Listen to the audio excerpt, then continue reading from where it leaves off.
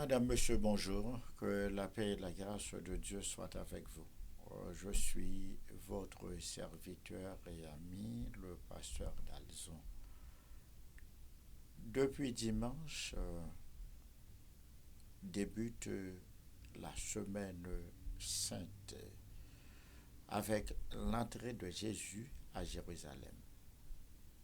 Événement que les théologiens considèrent comme la présentation de Jésus à Israël en tant que roi.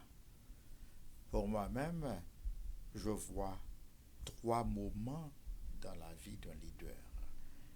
Et c'est ce qui me suggère le titre de cette émission, le leader Jésus. On est en manque de leader, sérieusement, dans le monde. Le leader idéal, le leader parfait. Et pour Haïti, plus que partout ailleurs, il y a crucialement un besoin de leadership. Donc, à cette émission, vous allez au moins comprendre pourquoi Jésus a accepté ce bain de foule, lui qui les a souvent refusés. On va essayer de comprendre l'attitude de la foule et enfin, pourquoi le Seigneur Jésus stoïquement s'est rendu à Jérusalem, sachant qu'il n'en reviendra pas vivant. L'entrée de Jésus à Jérusalem est racontée dans les évangiles. On peut prendre lecture des textes de Matthieu, Matthieu 21, versets 1 à 11, Marc 11, versets 1 à 11, Luc 19, versets 28 à 40, et Jean, chapitre 12, les versets 12 à 19. Tous décrivent l'événement et tous font unanimement référence à la prophétie de Zacharie. Zacharie 9, le verset 9. Sois transporté d'allégresse, fille de Sion. Pousse des cris de joie, fille de Jérusalem. Voici ton roi vient. À toi, il est humble et victorieux. Il est juste. Il est monté sur un ânon, le petit d'une ânesse. La première phase dans la vie d'un leader, c'est la phase d'introduction. Durant cette période, le leader est observé. On questionne sa formation. Et pour nous autres à l'Église, il est question de savoir est-ce qu'il a fait la paix avec Jésus, sa conversion, comment il a reçu sa vocation et quelles sont les marques de sa vocation, son ministère dans l'assemblée et dans la communauté où il est placé.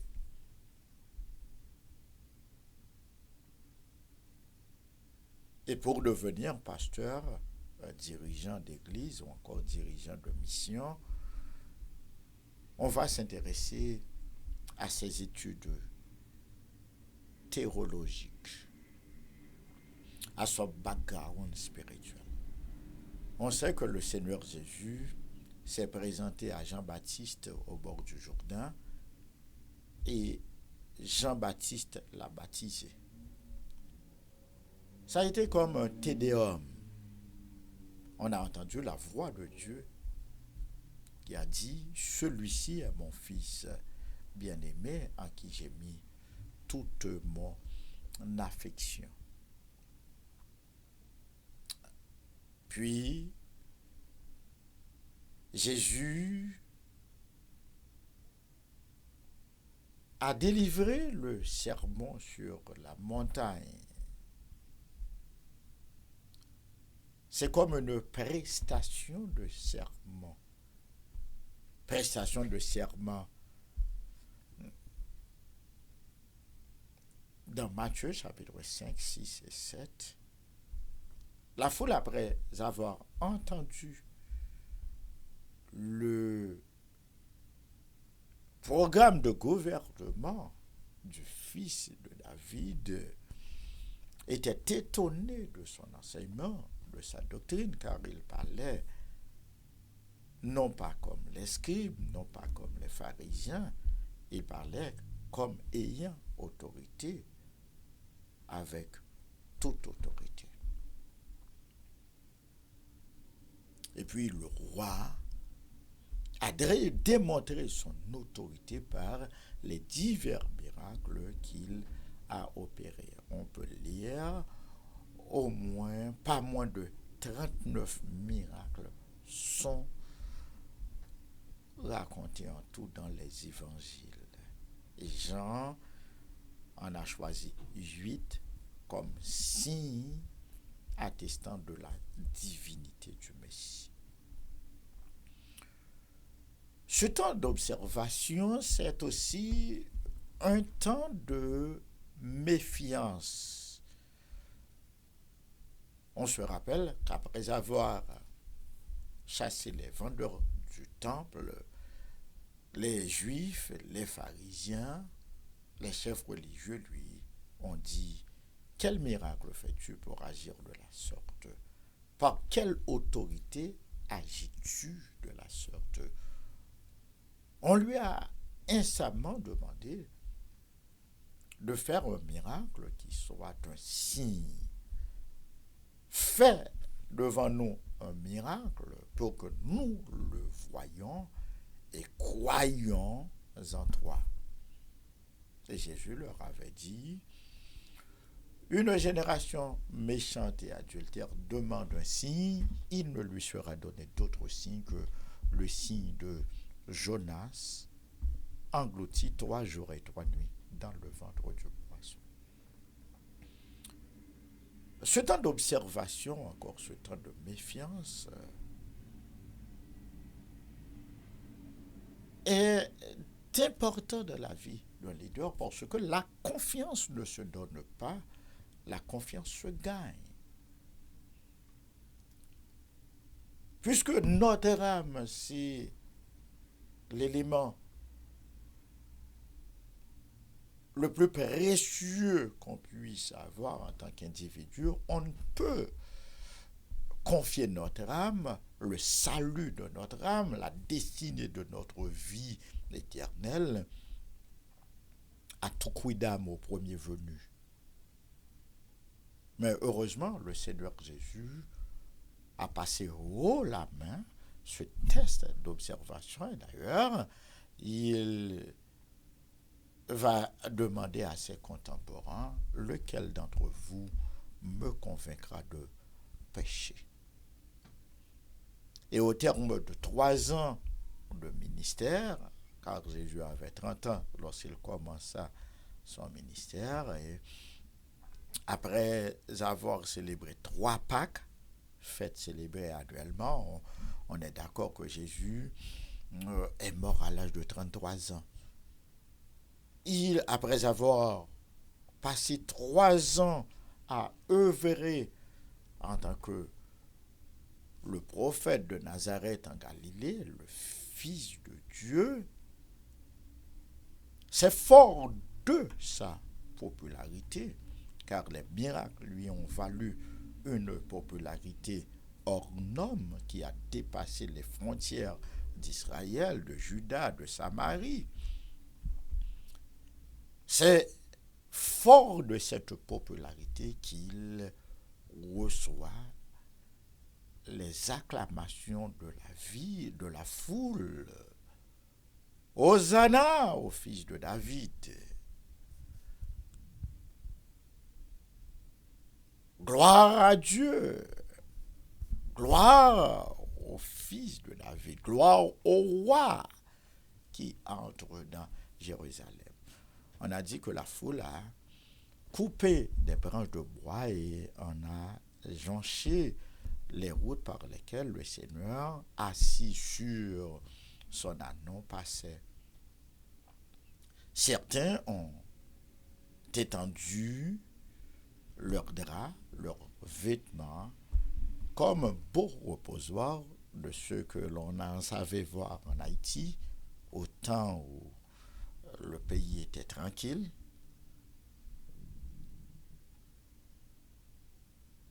On a fait un beau reposoir, de beaux reposoirs, pour laisser passer, pour laisser entrer le roi de gloire à Jérusalem. C'est le deuxième moment de la vie d'un leader, c'est la période de popularité du leader. Jésus était très populaire et à l'heure où je vous parle, avec plus de 3,2 billions de chrétiens dans le monde, personne ne dit mieux. Jésus était d'un abord facile. Les petits-enfants voulaient le toucher. Il avait une place à part pour les veuves, les femmes seules, les pauvres. Il allait auprès de l'impotent de la piscine de Bethesda. Il s'est mis à la route de Bartimée, de l'aveugle né de naissance, et puis il a nourri par 2 fois une foule de 5000 personnes et une autre fois 3000 personnes avec 5 pains et 2 poissons. On sait combien de fois il a fait la pêche miraculeuse. Et aux yeux de tous et aux yeux des disciples, il a fait des miracles publics, il a fait des miracles privés. Et le miracle qui va définitivement asseoir sa notoriété, le dernier qu'il a accompli avant de mourir sur la croix, ce sera la résurrection de Lazare, miracle que l'on peut lire en Jean chapitre 11. Et par ce fait même, le Sanhédrin a délibéré de faire mourir Jésus. C'est viscéralement lié. La période de popularité correspond aussi à la période d'opposition dans la vie d'un leader. Car sa popularité va lui valoir des ennemis, des envieux. Et c'est dans cette période, c'est la période de popularité d'un leader, la période la plus faste de la vie d'un leader, est souhaité et recherché en tant que leader. Si la période de popularité, c'est ce qui nous donne une certaine, qui confère à tout leader sa légitimité. On peut avoir le pouvoir et ne pas être légitime, mais pour un leader de l'acabit de Jésus, eh bien, la reconnaissance populaire, eh bien, va de mise avec ce qu'il est, ce qu'il prétend être. Mais parallèlement, encore paradoxalement, eh bien, les ennuis viennent aussi avec la popularité. Voyez, disent les scribes, les chefs religieux, que vous ne gagnez rien, tout le monde est allé après lui. Et on a cherché, ceux-ci ont cherché à tuer à nouveau Lazare parce que les gens se retiraient d'eux et se mettaient à la suite de Jésus. La période d'opposition, c'est une période encore où le leader est scruté à la loupe.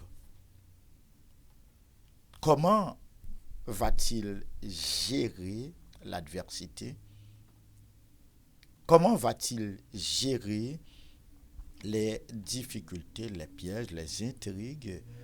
Euh, Comment il va se présenter? euh, Comment il va négocier avec ceux-là qui ne l'aiment pas? Eh bien, c'est durant la période d'opposition qu'on va découvrir exactement le vrai caractère d'un leader. J'aime ce mot d'Alfred de Musset qui a dit: l'homme est un apprenti, la douleur est son maître, et nul ne se connaît tant qu'il n'a pas souffert. L'humanité retient Auguste César pour son caractère euh, magnanime. On aime Nelson Mandela qui, après avoir passé 27 ans derrière les barreaux, est sorti de prison pour être président de l'Afrique du Sud. Et qu'est-ce qu'il a fait? Il a nommé comme vice-président son ancien tortionnaire, Frédéric de Klerk. Chez nous, le plus grand président, le meilleur président qu'on ait connu, à savoir Dumas estimé, a fait de même. Avant Mandela, il savait qu'il n'était pas le candidat le plus populaire. Eh bien, une fois nommé au timon des affaires de la République, il a tendu la main à son rival et lui a dit: viens, mettons-nous à travailler au développement du pays.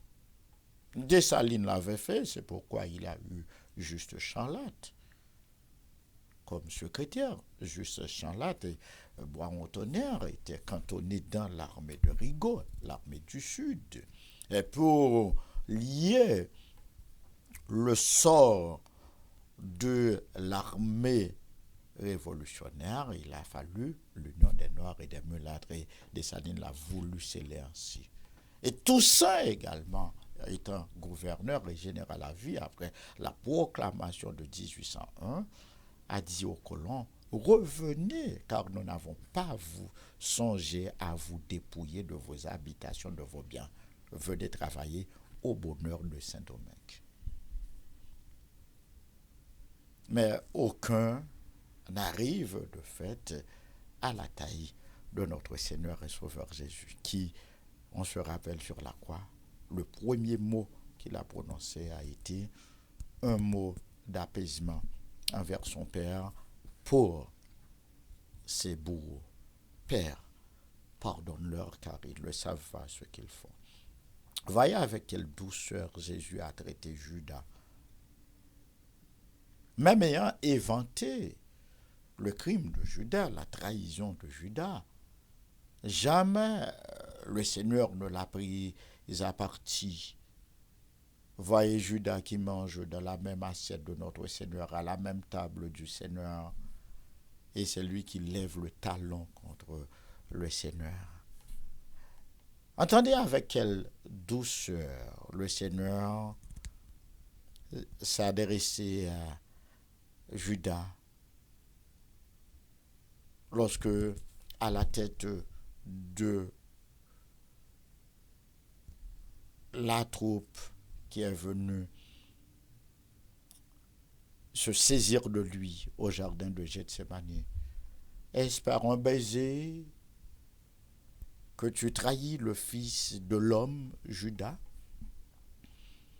Mais laissons de côté cette partie d'opposition et vous m'avez bien saisi, vous avez bien saisi mon propos pour revenir au comportement de la foule. Comment comprendre cette foule qui a jubilé, acclamé Jésus, le Messie, le roi? Cette même foule, quelques jours plus tard, va crier Abba. Et Jésus sera pour elle un être honni. Ôte, ôte, crucifie, crucifie, délivre Barabbas et crucifie Jésus.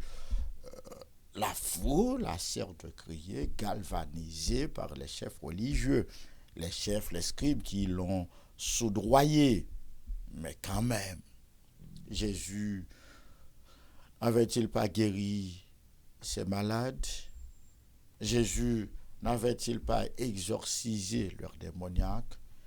Jésus n'avait-il pas nourri la foule? N'a-t-il pas été à leur chevet quand la nécessité se faisait sentir? Quelle injustice, quelle ingratitude, quel monstre de cœur est cette foule. Vous allez convenir avec moi, ce que je me tue à répéter, que la voix du peuple n'est jamais la voix de Dieu.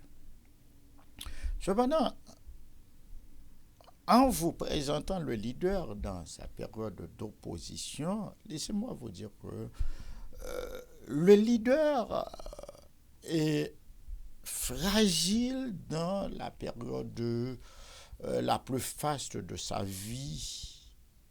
Je veux dire la période de popularité, car il doit faire face non seulement à des opposants, il doit faire face aussi à toutes sortes de tentations. Il doit faire face à la griserie de la popularité. Il doit faire face aussi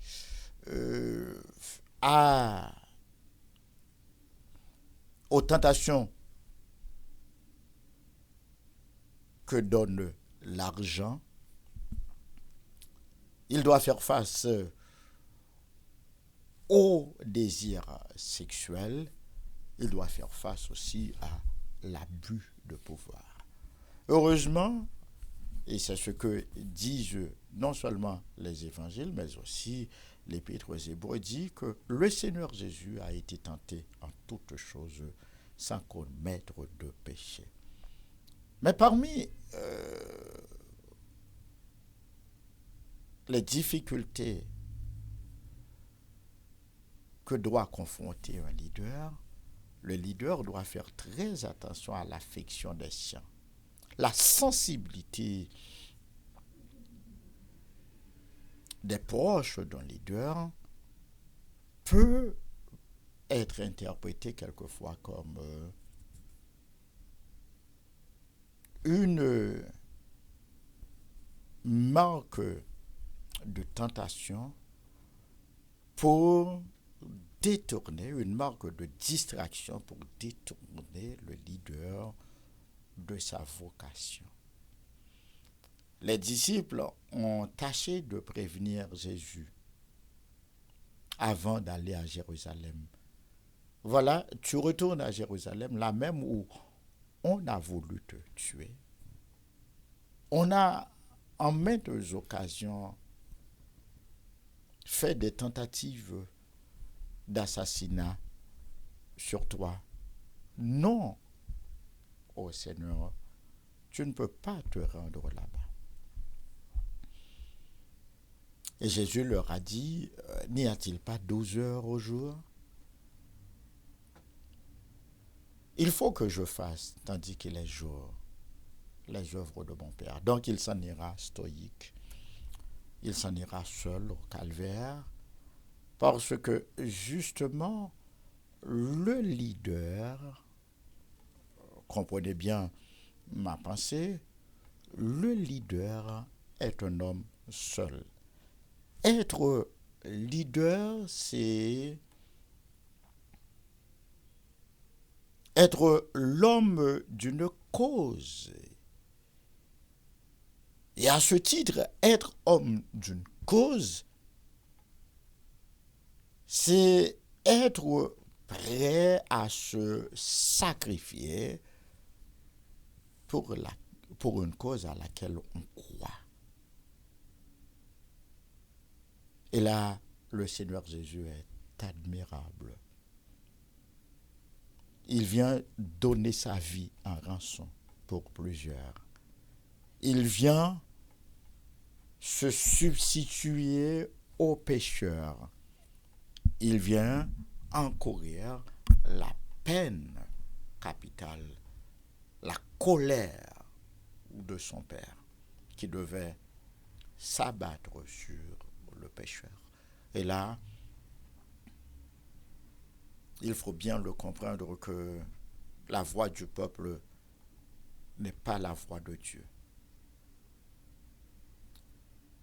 Eu égard aux marques d'affection, aux marques d'attention, eu égard à l'incompréhension des uns et des autres, le leader doit se rendre seul à son destin. Ça a été le cas de Toussaint Louverture. Ça a été le cas de Dessalines. Et le Seigneur Jésus va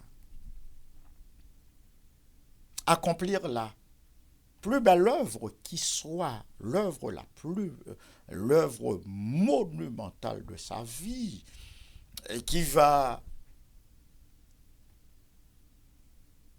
être la démonstration la plus spectaculaire de sa divinité au monde. Après sa résurrection, c'est ce que Paul va dire. Nous proclamons l'évangile du Fils de Dieu, fils de David selon la chair, mais de Jésus ressuscité des morts, déclaré fils de Dieu par sa résurrection d'entre les morts. Si Jésus n'était pas mort et si Jésus n'était pas ressuscité, il serait comme Mahomet, il serait comme Confucius, il serait un sage, un diseur de paraboles et pas plus. Mais on se rappelle que durant son enseignement, il a misé tout son honneur sur le fait qu'il doit se rendre à Jérusalem pour se faire arrêter, se faire battre, se faire crucifier. Il sera mis en terre, mais il n'est pas possible qu'il soit retenu par la mort et le troisième jour, il se relèvera victorieusement de la mort. Et l'entrée de Jésus à Jérusalem correspond à l'ordre des choses, au plan qu'il s'était établi. Plan préparé de toute éternité d'après l'ordre éternel de Dieu.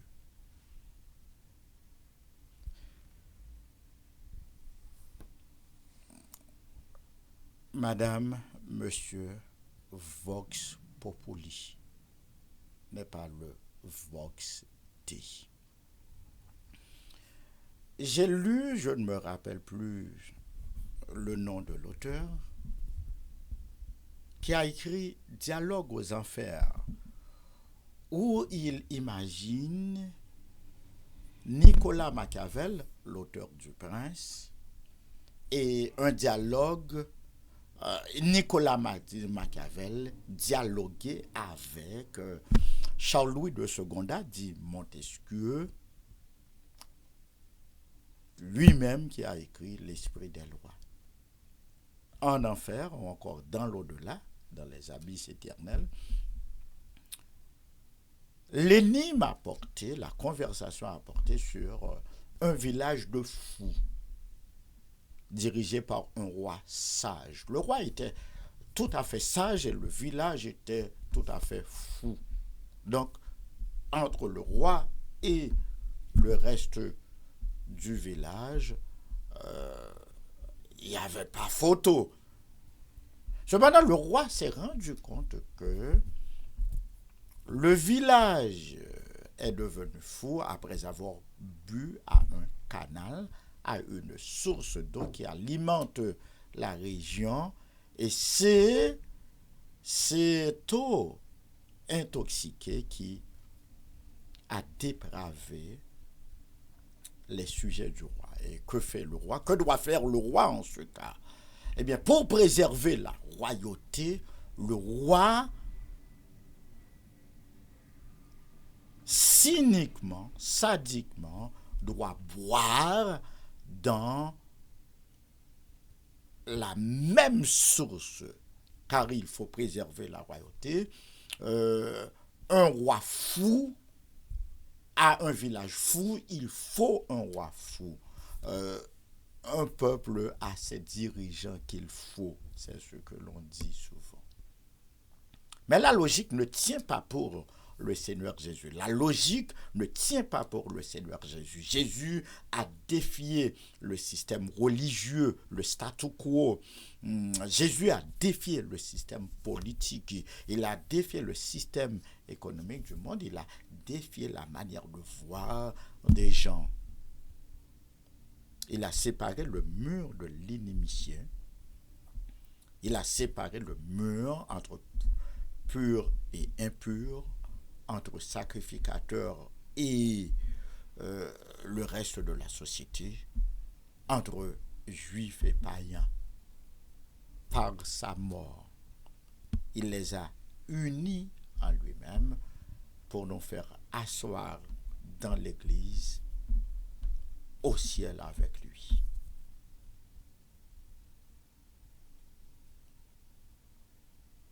Grâce soit rendue à Dieu. Et j'aime ce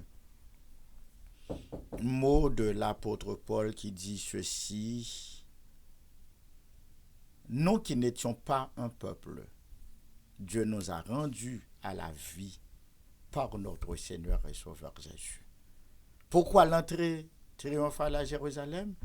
Rappelez-vous, c'est important dans la vie d'un leader, après la période d'observation, la période de popularité et la période d'opposition. Normalement, Jésus se présente au peuple d'Israël car il va revenir en tant que roi, promu de toute éternité à la royauté d'Israël.